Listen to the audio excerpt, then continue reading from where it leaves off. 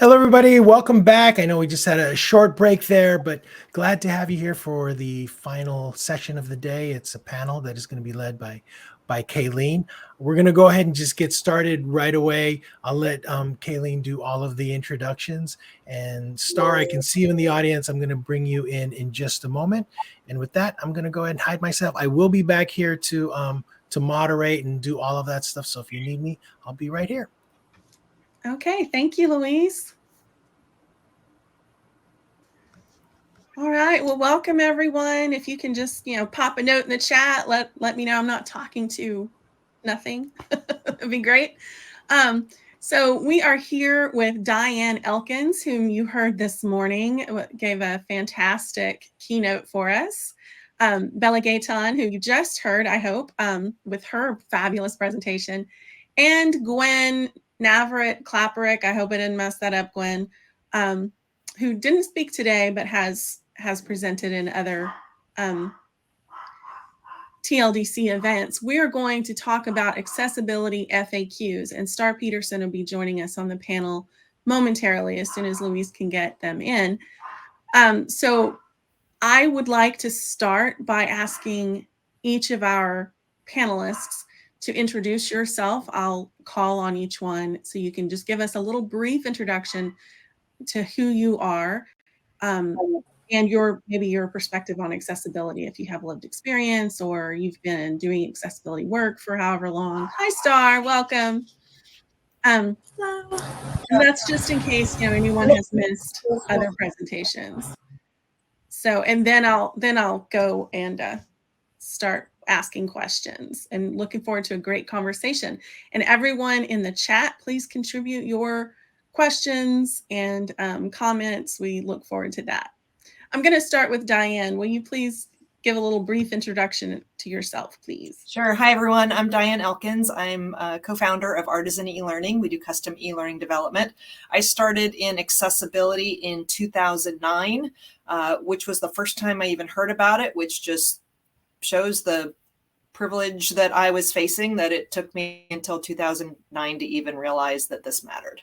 And once I did start hearing about it, I really wanted to dive in and make sure I knew as much as I could, and then share that information, because it's not always easy to figure out.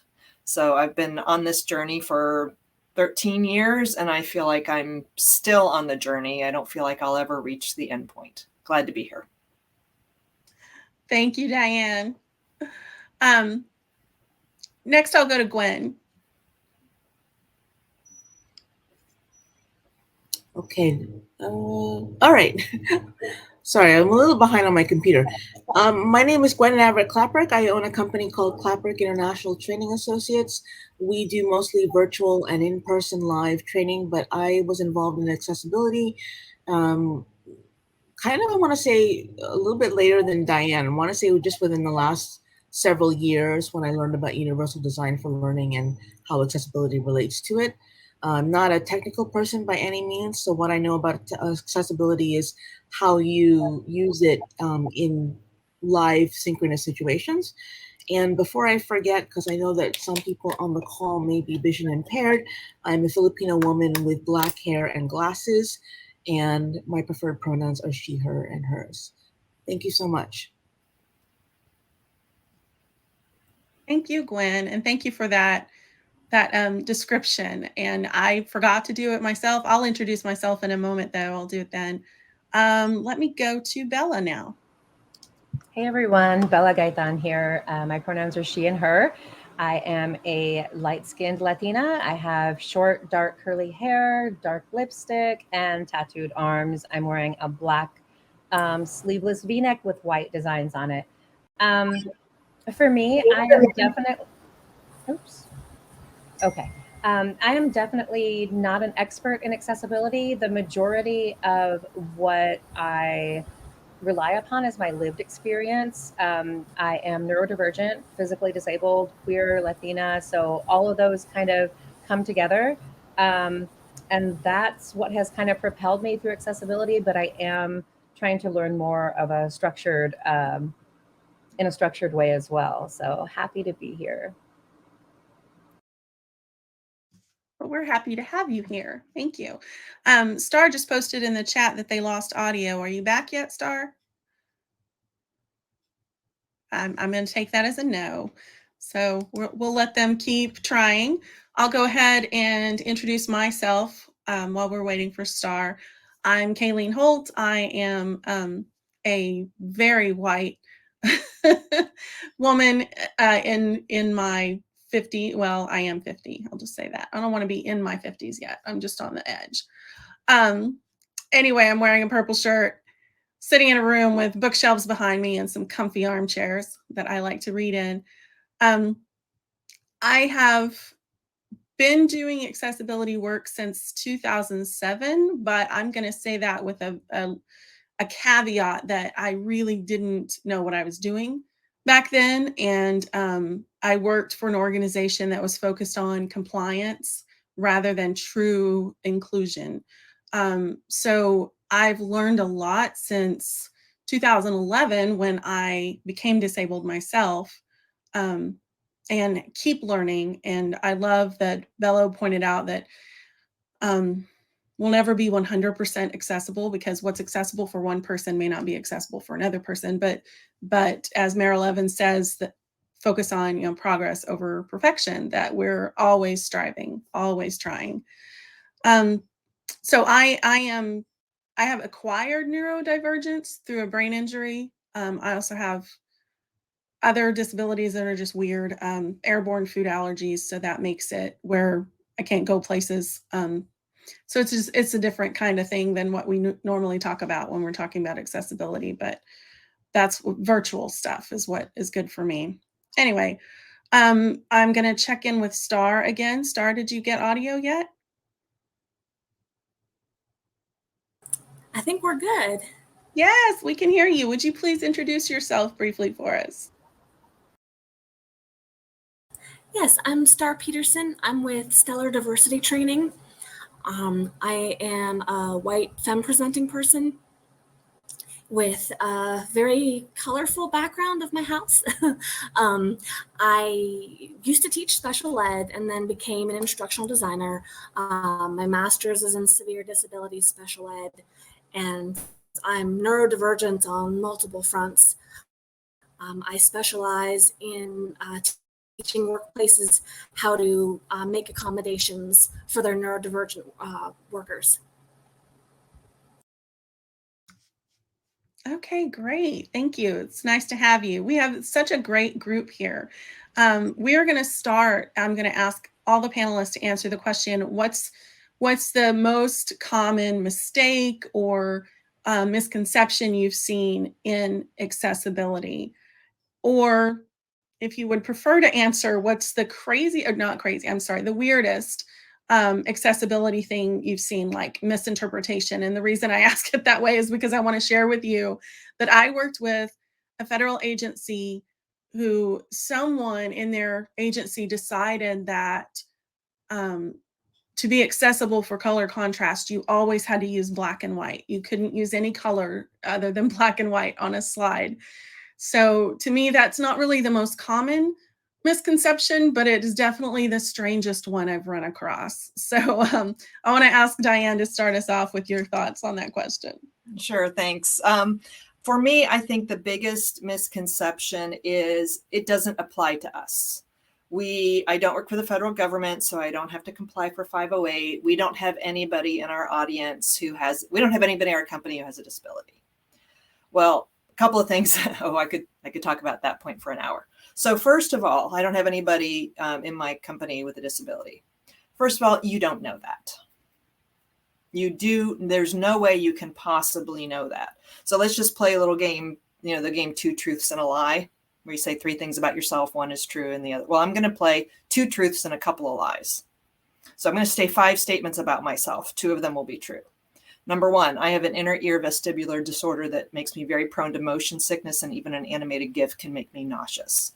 Number 2, I have tinnitus, ringing in the ears. Number 3, I have frozen shoulder in my right arm, and so I have to use my non-dominant hand for my mouse for a couple of months. I have limited feeling in my fingertips because of cancer treatment as a child, and I have photosensitive epilepsy. 2 of those things are true. All 5 of them would impact my ability to take an e-learning course. You don't know. My coworkers don't even know all of them. I have frozen shoulder. I'll tell you that one because I talk about it all the time because it's killing me. And so that impacts how I was using some software the other day, and I'd go to click something and the buttons were so small, and the last minute I'm not precise enough, and I'd hit the wrong thing, and it was taking me forever because the buttons were so small. So you don't know who's in your audience. Secondly, if you don't have anybody in your company with a disability, I'd say ask yourself, why not? What obstacles are you putting up in your hiring process, in your training processes? What obstacles are there unnecessarily that keep somebody from doing their job that don't need to be there? And then number 3, even if all that is true, it may be true today, but it's not true tomorrow. All ability is temporary. So everybody in our audience has somebody who could encounter a barrier if we're not designing thoughtfully. I don't care who you are. Absolutely. Oh my gosh, so much great stuff there to unpack. Love it. Yeah. And as I shared I think it was during your presentation this morning, back when I started this, I had such a limited viewpoint on what disabilities we were designing for, and especially when people would mention cognitive disabilities. And I will just admit this, I'm not proud of it, but I used to think, oh well, someone with a cognitive disability couldn't do what I do, like they wouldn't be able to do this work. Well, that's not true, and it's really, really limited thinking. And what I shared was I didn't think someone with a brain injury could do what I did, but here I am, Yeah, I think that I was thinking of extremes, maybe. There's all sorts of levels in between. Okay, I'll go to Gwen next for your misconception or mistakes that you've seen. Thank you for the question. The misconception that I hear about a lot is that accessibility has to do with e-learning, and that's it. That's the only place where it's necessary. That's the only place where it's required. And there's so much more to that. I mean, if you work for the federal government and you put on live training, you're still bound by the Section 508, responsibilities, even if it's a virtual classroom. So I think that that's actually a misconception. I don't see too much of that being used unless you go to like an accessibility summit or a conference like this. But I think that people, when people ask for things like closed captioning or an ASL interpreter, I think those are the only things that people think it is, closed captioning and ASL. But there's so much more to it than what people realize. And you can't possibly cover everything in one session. But the important thing is to ask people if they need accommodations, to let you know by a certain date before the conference so that you have time to request for the accommodations that they need. Because it takes time to book an ASL interpreter. It takes time to book closed captioning services. So giving yourself that amount of time, but it is possible to make things accessible. You just have to know where to look and know what is possible. Absolutely. Thank you, Gwen. Bella, what would you like to share? So in terms of misconceptions, I have to piggyback off of Diane with we don't have anybody disabled at our company. In one of my roles, I worked for a company with customer service agents, and I said, well, are we making this accessible in case someone uses a screen reader? Well, we would never hire anyone that needs a screen reader. How could they work in customer success? Okay, fair enough, I guess. But what if, someone becomes blind? What if someone has, they didn't even want to think about the possibilities of someone becoming disabled. And I do want to backtrack briefly because I didn't mention this during my introduction. I, like Kayleen, became disabled within the past several years when all of my rare genetic conditions were like, let's have a party and make ourselves seen. So that was when I really, got into accessibility. And in a small way, I'm thankful that I have all of these issues, because I'm happy to like be able to champion for, accessibility and DEI as well. The weirdest thing that I've come across in accessibility was someone that sent me a long message in response to me describing myself visually in a recent panel discussion that I was on. And their response, their initial response that they felt was like, why the hell would I care what she looks like? You're saying your ethnicity or your race, you're calling yourself out. I'm older. I don't want to say that. And I thought, but then proceeded to tell me how she's like, she's ready to learn more about accessibility. She wants to be inclusive and include everyone. That was an interesting conversation to have. That she basically attacked me for visually describing myself without stopping to even think that that was me being accessible for anyone that was not able to view me for whatever reason. That's probably one of the wildest things that I've come across.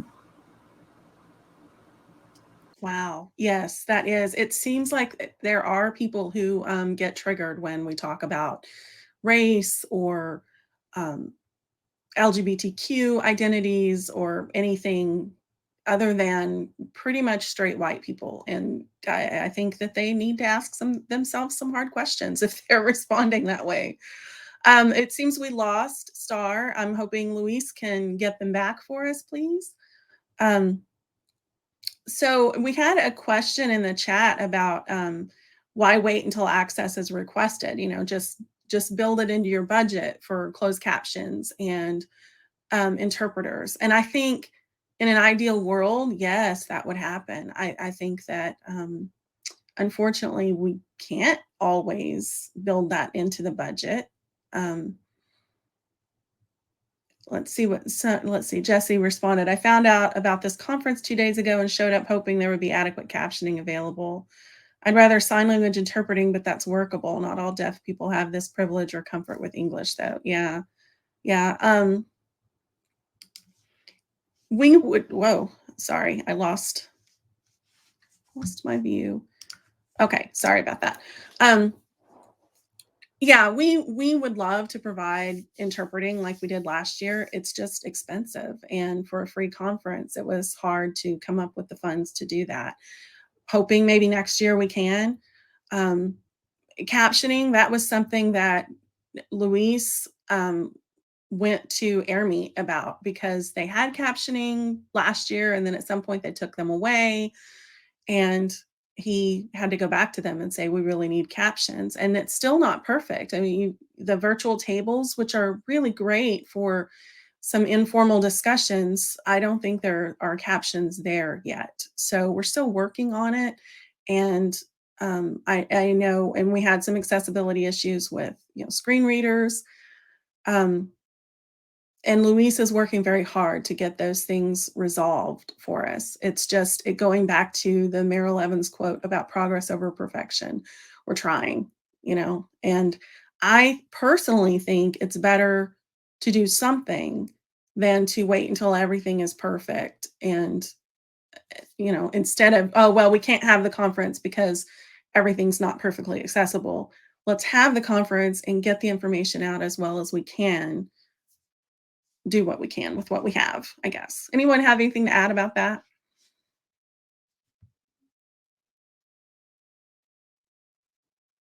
Okay. So Taruna asks, an architect wouldn't start to design a ramp when a disabled person is unable to access a floor. She proactively includes it in her original design. So as IDs, why do we wait until access is requested? And I think that that's a very good question. It goes back to the question that someone raised earlier too. And I think, yes, there's a part of it that, well, you can't always get everything perfect.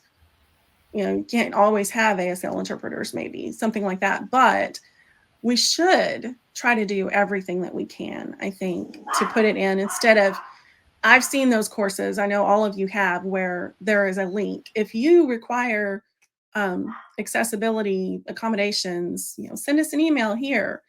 And yeah, that's not truly inclusive. I think that it's better than nothing. Any other thoughts on At the same that? time, it is hard to know what everyone might need. Like I think Abella, you had said it earlier. It is an unending journey. And so I think it is great to have the opportunity for people to ask for what they need. And, we have the WCAG guidance so that we can at least make sure we're meeting a minimum, and it is a minimum. But even with American Sign Language, what if somebody needs an interpretation and ASL isn't the method they use? So, I think it's a tough scenario where it's very challenging to give absolutely everybody what they need in the way they need. And I know that many people are going to be uncomfortable revealing. People shouldn't have to self-identify if they don't want to. But at the same time, if there's a need they have, I hope they feel comfortable advocating for themselves and what they need. Absolutely. We have a few more comments. I hope I'm pronouncing your name correctly. I think it's Denise. Said accessibility needs to be part of the design and development of content. That's where you find the efficiencies and shortcuts. Yes. Jesse asked, example, how do you have sign language videos as the multiple choice response? That's hard to do from a technical standpoint, as far as I know. And someone responded that Google Forms supports video questions and responses. Any other thoughts on that? I think, well, actually, I do have a thought. Part of it, I mentioned, WCAG is a minimum, but even then, you've got your single A, double A, triple A. Apparently, my cat is going to make an appearance now. So this is George the cat. And he's been sleeping all day, and of course, right now. Anyway, hi, George. So you have to decide, everybody has to draw a line somewhere. And so some people choose to draw the line at double A. Some people choose to draw the line at triple A. Someone mentioned in chat earlier, even triple A isn't fully accessible. Well, sign language interpretation is a triple A requirement, not a double A requirement. So does that mean we should or we shouldn't? I'm not here to say. There are guidelines for us to consider, and we have to balance our design, our budget, our time. I mean, there's a lot of things that we have to consider, but I don't care who you are and how big of an advocate is, we draw a line about what we are and are not going to do. If you do something, anything other than pure black and white, you've drawn a line. Now, maybe your line is you won't go lighter than navy blue, whereas I might go to royal blue, and someone else might go to periwinkle. And periwinkle is still double A compliant, and royal blue is triple A compliant. Well, some people would say that's not enough. We're going to keep going. But we all draw a line, and we have to be very strategic about where that line is. Great, thank you. Another question from Denise. How do you think the complexity of providing adequate accessibility affects how or whether corporations treat it as a priority? Ooh, I have a lot to say about this. Well, let me add this in. Whenever we're trying to get corporate buy-in, I think it's really important to bring up the ways that it will benefit the business. I think it's important to talk about how accessibility increases or improves SEO, search engine optimization. It helps them to build a more diverse client base. And oftentimes, the more that you can be accessible to individuals that are visiting like a website or such, you're going to have more customers that come in. And there's a lot of like marketing blogs out there that have, if you do a Google search, the benefits of accessibility, you will come up with so many different articles by marketing that are explaining from a business standpoint, well, what are we going to gain? We don't care that we're going to be able to help all of these people, have equal access to our content. How's the company going to grow from that monetarily and, exposure wise? So I think that's something to keep in mind when you're trying to get like corporate buy-in, to be more accessible. I think too, the more you kind of talk about accessibility and how broad it is, I think that some companies will kind of shut down a little bit because it's overwhelming. So to just tell people, start with the low hanging fruit and start with what you can do, and then keep going. I think is a little bit more realistic. So, like, as we keep quoting Meryl Evans, but progress, not perfection, is pretty much, how we all do things. But that is, I think it can be overwhelming for corporations to just dive directly into the pool of accessibility without knowing realistically what they can and cannot do at that very moment. So it's not to say that they can't do it in the future, but that, what is it that they can do now to be more accessible now? Yeah, absolutely. And I loved the advice in Diane's session this morning about, if accessibility seems like a loaded word, if they're responding poorly to that, use another word. I like that, who deserves access to professional learning? That's another one from Diane. You start talking about access instead of accessibility, and people just hear it differently, or they consider it differently. And access can even then include other groups of people, like low bandwidth, people who may not be as digitally literate, just any number of situations can be addressed by changing the word to access to a professional development opportunity. Absolutely. We have questions in the Q&A panel. This one, I believe Diane has put some answers in here in the comments, but Bella touched on this in her session. But what are some guidelines for writing effective alt text and image descriptions? I feel like it's an art form that isn't widely taught. And there are a couple of links. I believe anyone can see those if they go into the Q&A. Correct me if I'm wrong. A couple of links there from Diane. Do you want to say anything more about those, Diane? Yeah, the first one is a decision tree put out by the W3C. They're the folks who make the WCAG standards, and they've got a decision tree that helps you figure out when to even use alt text versus not. And the decision tree is a single page, and it's mildly useful. There's a ton of links that take you to specialty pages, and I learned a lot from that. I learned a lot from reading each of those pages about when is something decorative versus not. But ultimately, what I ask myself is, if a learner can't see this, what are they missing? That's what you need to care about. So do I include a person's gender? Well, I have to ask myself, does it matter? In this context, it might. In that context, it might not. Because you don't want to overload somebody's cognitive load with too much detail. You also don't want to make a screen reader user take 3 hours to go through a 1-hour course. Because I'm going to glance at that image and maybe pull a few tidbits, and my mind is going to filter out what doesn't matter. But if a screen reader has to listen to 3 paragraphs of it, then they have to figure out what matters. It's just they're going to have no brain power left for the true content. So we don't want to overburden. But at the same time, we need to ask ourselves, is there emotion that matters? Is there context? Is there nuance? So you put that image there for a reason. If that image wasn't there, what would happen to your content? And the other thing is, be careful that you don't just give a caption. I see that a lot. That's a common misconception, is that alt text is a caption. Diagram showing the relationship between X and Y. That would be a caption. What's the relationship between X and Y? I need to know the actual relationship. That's alt text. Give me the meaning. So you don't need to say it's a graph and the first bar is light blue and it goes up to the left a little bit. And no, tell me what the graph means.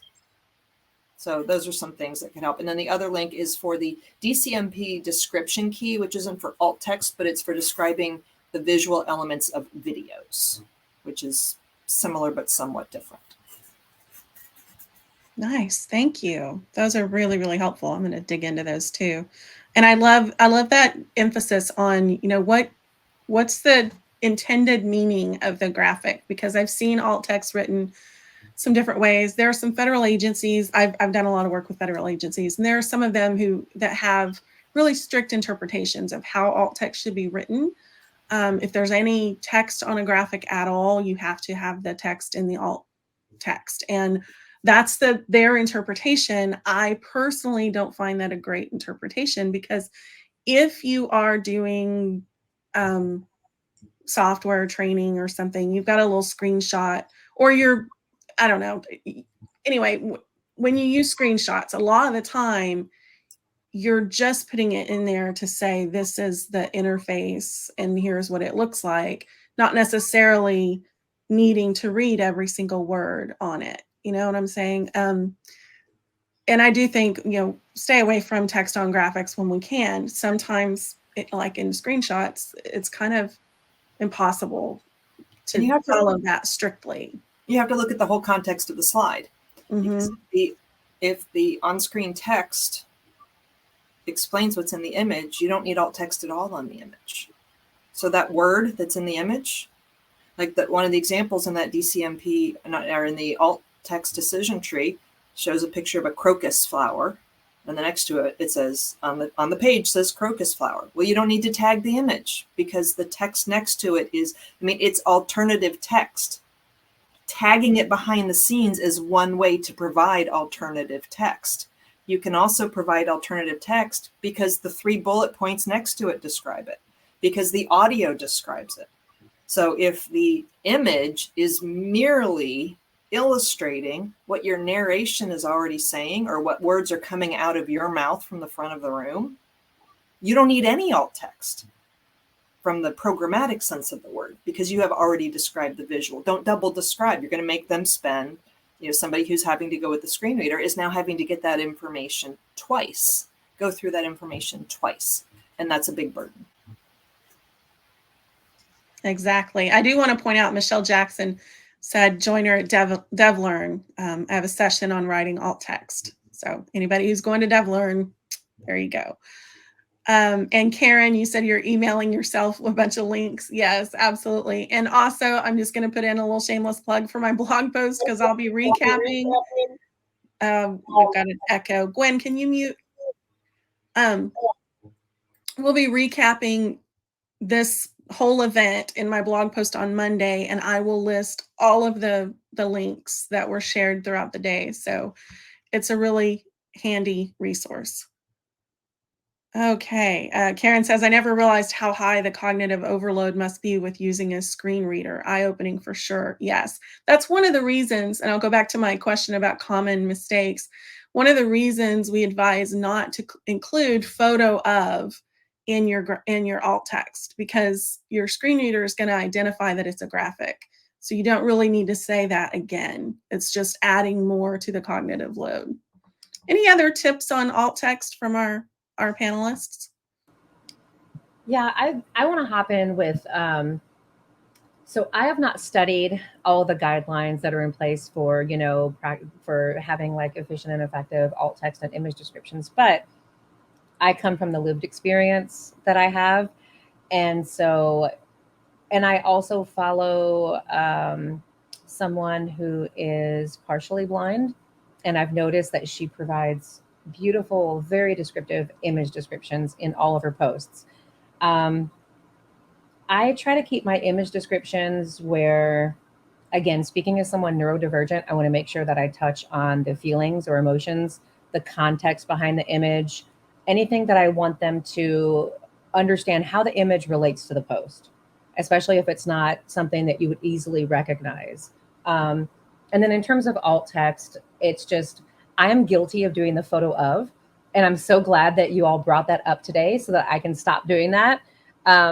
Because there again, I mostly operate from just my lived experience, my experience in seeing a photo and, not knowing what colors are in there because I'm colorblind, or seeing a photo and maybe I don't understand the context behind it because it's not really clear in their story that they're telling, So I think just, Bridget was saying it's like an art. It can be, but my biggest thing that I tell people, if you don't have a background in accessibility, just try to put yourself in someone else's shoes. Try to imagine that you are blind, or try to imagine that you are neurodivergent, or, whoever else that you need to, have an accessible image description and alt text for. What kind of things do you think that you would want to know? And then kind of go from there and, do your research, but, try to be empathetic while you're doing it as well. I think empathy goes a long way in, providing accessible content for people. Absolutely. And if you follow people with disabilities, particularly people who are talking about accessibility, it really helps open your eyes to things that you wouldn't think about, because one person with a disability is one person with that disability. It doesn't mean they can speak for everyone. Like, I can't speak for everyone with disabilities. I can talk about my own disabilities. And so I listen to other people, and I'm learning all the time and correcting myself. So in fact, I'm going to have a conversation with Bella later about the gray versus black backgrounds, because I need to know more about that. So anyway, we have another question in Q&A. Before we go to that, I want to go to one I just saw in chat. I'm going to find it again. Oh, is there a tool we can use to simulate the output of a screen reader that would be captioned for me? Now, obviously, we can download screen readers. We can download the free trial of JAWS. There's NVIDIA. There's VoiceOver for Mac. But what about the captions? So if somebody is interested in simulating a screen reader but maybe can't hear the output, then NVDA has a feature called the speech viewer. So if you download NVDA and you go to the tools panel, there's something called speech viewer. And so it pulls up in a panel all of the text that a screen reader is reading. And so you can either listen to the screen reader read, or you can view the text that it's reading. I use the speech panel all the time when I'm doing my accessibility testing, because I might be going through a slide and then go, wait, what did that just say? Wait, why did it mispronounce that word? Because it doesn't know how to pronounce it, or because I misspelled it in the alt text? Oh, look, I misspelled it in the alt text, or whatever. So it's, and then if there was a problem, I can do a screen capture of the text panel and send it to the developer and said, hey, here's how the screen reader is interpreting this. This seems off. So it's called the speech viewer as part of NVDA. That way, even if you are unable to hear the output, you can still find out what the output would be. Thank you, Diane. Okay, so the other question, by the way, I have Jesse commented on individuals with visual challenges find it helpful to use solid backdrops with professional lights, no clutter in the background, even though the armchairs are awesome.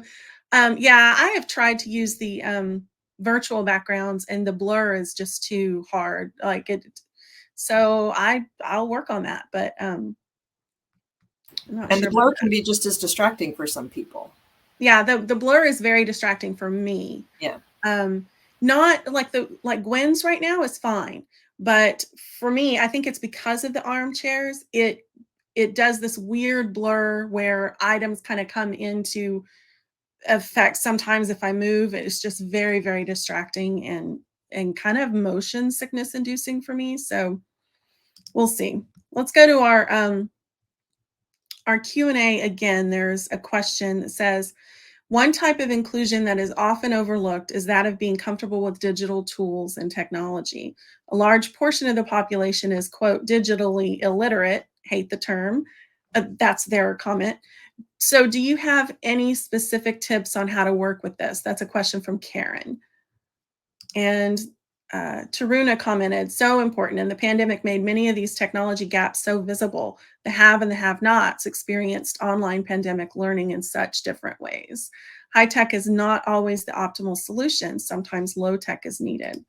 Any panelists have anything to add on that? One of my first e-learning projects back in 2004 was for a grocery store chain that was converting from punch card time clocks to electronic time clocks. And so we were creating e-learning on how to use that. And for the office staff at the home office, no big deal. But when you've got warehouse workers, distribution folks who at that point, especially in 2003, had never even used a computer. Well, we couldn't just go in and go, oh yeah, click here, click here. They're like, what's click? What's drag? Which side of the mouse do I use? And to a certain extent, that can still exist today. And so I think it's about understanding your audience, know who your demographic is, and then decide how you want to handle it. So what we chose to do in that scenario was we created a separate course that everybody took in the whole company. And it just asked you to perform some simple tasks. Click on this red circle. double click this red circle. In this case, drag, I realize there are issues with that, drag this circle to this square. And so if you knew how to minimize this window, maximize this window, that kind of stuff. And if you could do all of it, you were done in 3 minutes. But if not, for each single one, if you couldn't do it, it dropped you into a video that showed you how it worked. So it was completely customized. You only got the videos for things you needed help with. Now, what we also realized is that if you really didn't know how to click on something, you couldn't even launch that course. Like there's no way you could have gotten onto a computer into the LMS to launch the course. And so we knew that that might need to be a side-by-side activity with a supervisor for some folks. So really it comes down to having a strategic conversation. Who's our audience? What are their barriers? What solutions might we want to exist? What might we want to have exist? And maybe it's a simpler design. Maybe it's better instructions, although people don't read instructions. Maybe it's a separate course that's more an orientation on how things work. But be strategic. And with a lot of the things we've talked about, the more we can talk about the people impacted by our choices, the better. So talk to some of those folks in the warehouse. Sit next to them in front of a computer. Some of the most useful things I've learned have been from watching somebody who uses assistive technology in their daily life interact with my content.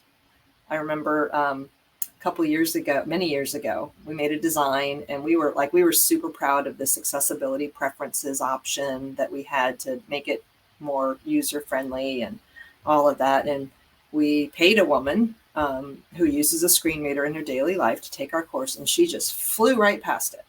And we're like, our wonderful feature that we're so proud of, and we were feeling so good about ourselves. And so we asked her, why did you skip that? She says, I didn't know what it was going to do, and I don't like to cede control without no. So we changed the name. I forget what it was, but now it's more like accessibility instructions, because she didn't know. Clicking on it might have changed the course in a way she didn't want. And so if we say accessibility instructions, they know, oh, that's going to take me to a page with information. And then there are some choices there. But we were asking her to commit to something she didn't understand. And it was there to help her, and she blew right past it. So we learned, so I can read all the WCAG I want.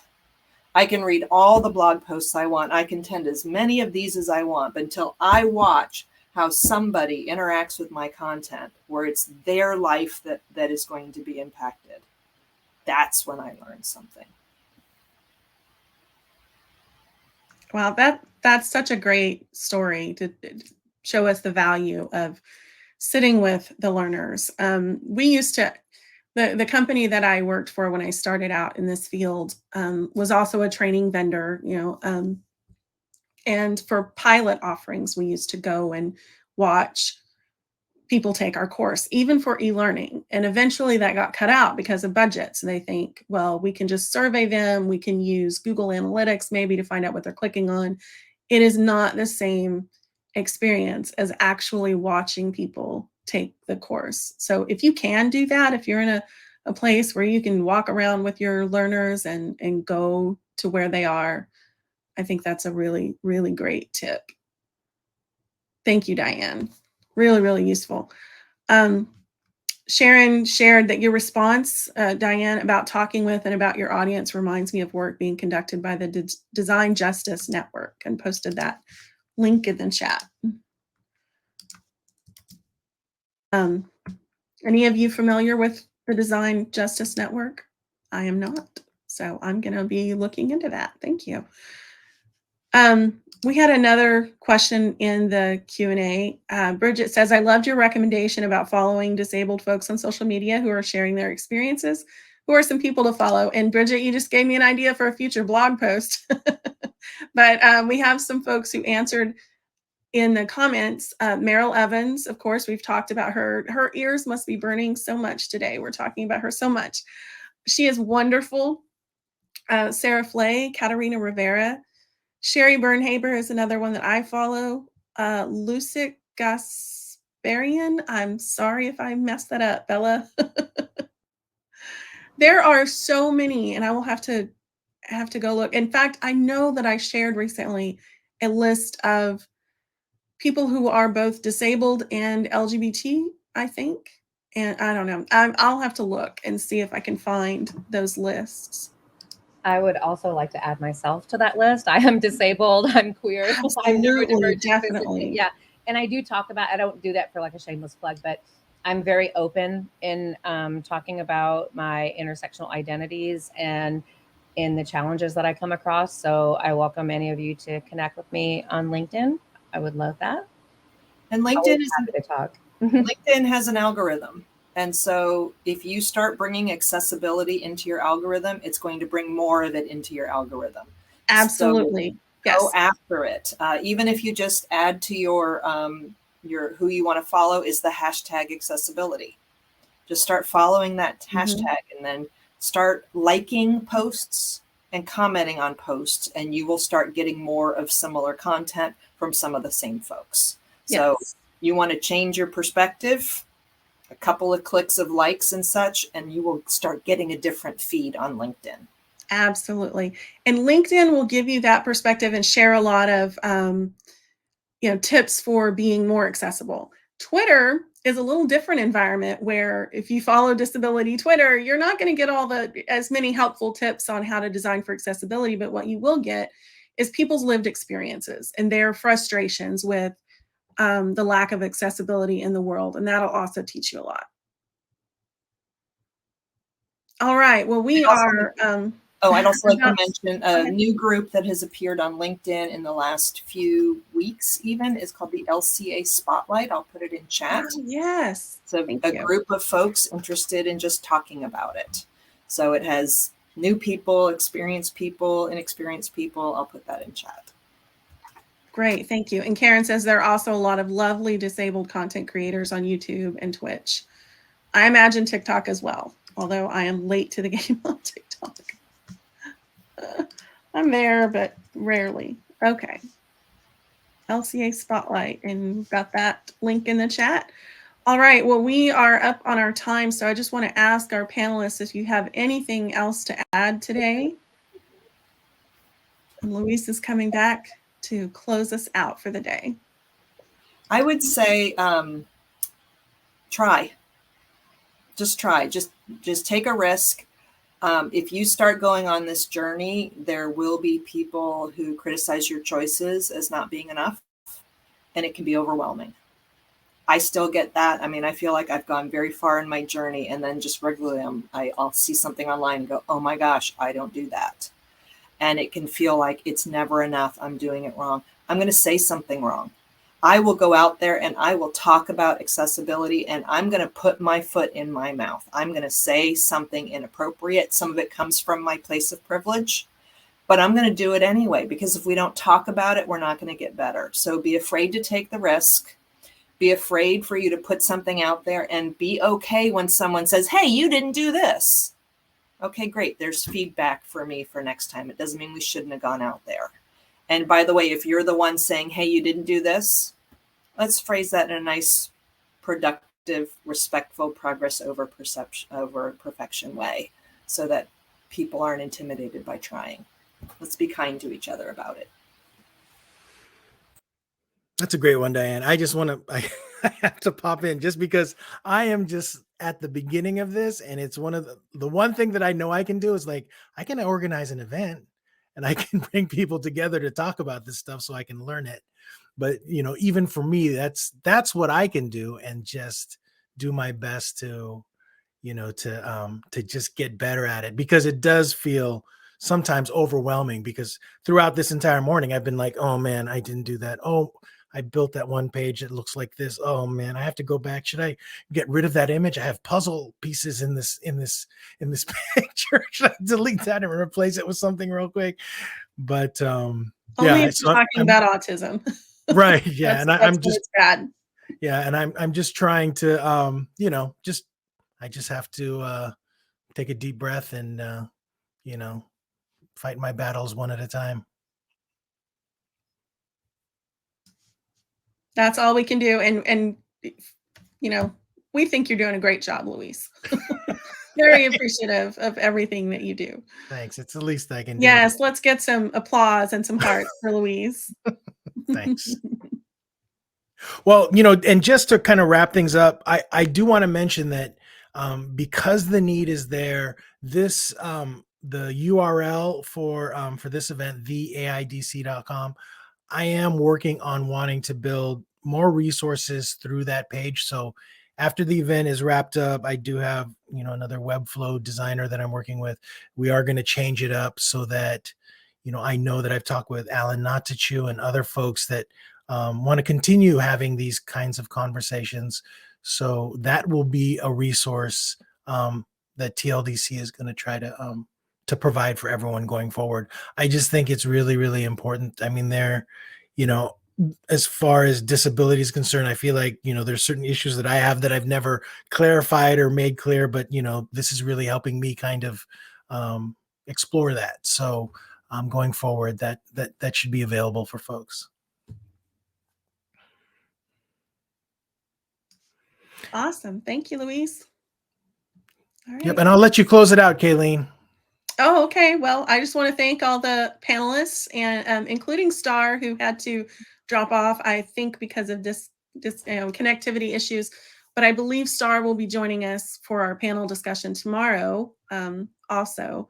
And I honestly can't remember who all the other panelists are. Luis, if you remember, let us know. But we have another great day of sessions tomorrow, so I hope you'll all be back.